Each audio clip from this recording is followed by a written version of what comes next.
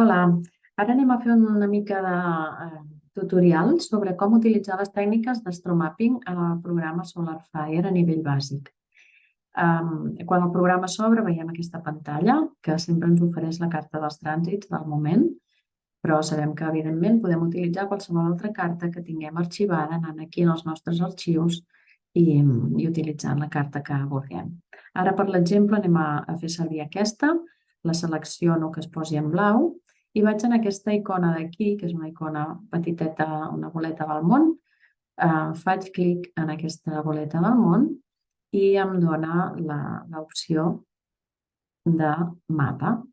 Aleshores, sempre apareix el mapa en el lloc del món que has anat en la sessió anterior, però podem tirar el zoom out i veure-ho en el món sencer. Aquí tenim la carta del món sencer. Habitualment, per defecte, la carta estarà feta amb les línies d'astrocartografia.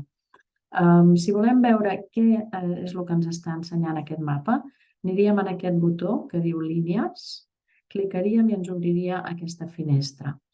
Aquí ara veiem que hi ha unes quantes coses seleccionades perquè aquest mapa ens està mostrant més coses de les que habitualment el vostre programa d'astrocartografia, si no l'heu fet servir gaire, doncs us mostraria. Aquí en aquest cas veiem que podem seleccionar o deseleccionar coses. Per exemple, ara deselecciono això, que seria l'astrologia local, i deixo seleccionat per fer una carta d'astrocartografia, que seria la carta d'angularitats. Per tant, aquí tenim els 4 angles seleccionats, descendent, ascendent, font cel, mig cel i l'opció Inmundo. Hi ha 2 opcions aquí, seleccionem la Inmundo, per exemple, no tenim res més seleccionat, li diem OK i ens mostra el mapa d'astrocartografia. Si volem veure l'opció zodiacal, cliquem l'opció zodiacal i tenim igualment marcats els 4 angles. Li diem OK i ara ens donaria la versió zodiacal. Anem a deixar la versió Inmundo, versió Inmundo. És molt fàcil de canviar. Ara anem a imaginar que no volem veure les línies d'astrocartografia, per tant les descliquem, però sí volem veure les línies d'astrologia local.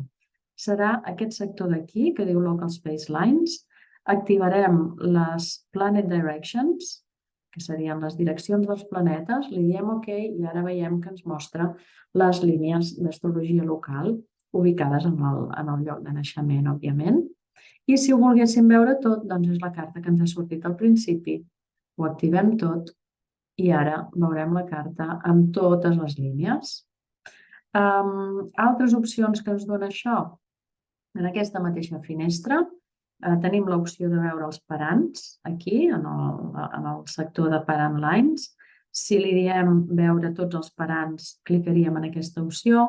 I si volem veure parants només d'un planeta concret, li diríem aquí, parants només de, clicaríem aquí, seleccionaríem el planeta que volem, li diríem aplicar i ja ho tindríem. Ara, si no volem cap parant, doncs li diríem que no volem cap parant, clicant aquesta opció, que és molt òbvia, que diu que no hi ha línies de parants, d'acord? Si els cliquem tots és un embolic, perquè la cosa es veu així, però no era només perquè ho veiéssiu, jo ara posaré sense línies de parant. A partir d'aquí, més coses que podem fer. L'eina de la lupa, que és molt evident que ens farà zoom en el lloc que cliquem. L'eina de la mà, que és per arrossegar el mapa i moure'l a voluntat cap a on vulguem anar. Després tenim una eina molt útil que és l'eina de calcular quilòmetres, que seria aquesta icona d'aquí. Seleccionem aquesta eina i els quilòmetres o milles ens els ensenyarà en aquest requadret gris de la part alta esquerra de la pantalla.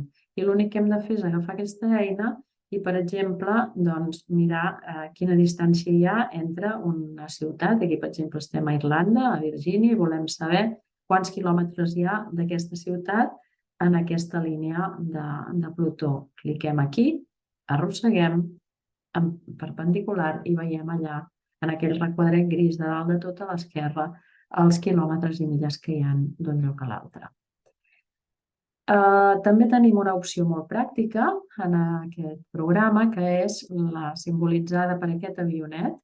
Cliquem aquesta eina i això ens dona l'opció de veure molt ràpidament quina seria la carta en un altre lloc del món.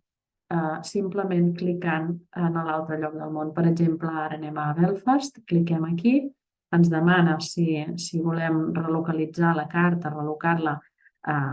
És una carta de trànsits, per això diu trànsits aquí, que era la que hem agafat d'exemple. Si volem relocar-la a Belfast, per exemple, li diem que sí i automàticament ens ensenya la carta, cosa que és molt pràctic per veure com quedaria la carta relocalitzada amb un sol clic. L'opció de preview, o sigui, aquesta imatge prèvia, la podem fer servir com a zoom out per ampliar la imatge i anar a parar al mapa mundi general. D'acord? Bàsicament, aquestes serien les prestacions que ofereix el programa SolarFire. Si el que volem és relocalitzar la carta, hem de sortir d'aquesta finestra que hi hem anat a parar clicant la boleta del món i hem d'anar en el SolarFire normal. A veure, torno a buscar on era el SolarFire normal per compartir-lo. Aquí el tenim. I aleshores, per fer la carta relocalitzada, el que hauríem de fer és simplement seleccionar la carta en qüestió. Ens en anem aquí, a Chart, i aquí anem a Locality. Cliquem i ens apareix aquesta finestra. Aleshores, aquí hauríem de tenir seleccionada aquesta opció, que és la carta relocada. Aquí també, Relocated, i aquí li donaríem la ciutat on volem relocalitzar-la. Per exemple, doncs, New York. I aquí aniríem New York. L'Atlas ja ens ho ha trobat, li diríem OK i ja ens faria la carta relocalitzada. Aquí tindríem l'original i aquí la relocalitzada. Molt bé, doncs ja ho tindríem això, ja podem fer servir el SolarFire per les tècniques d'astromapping.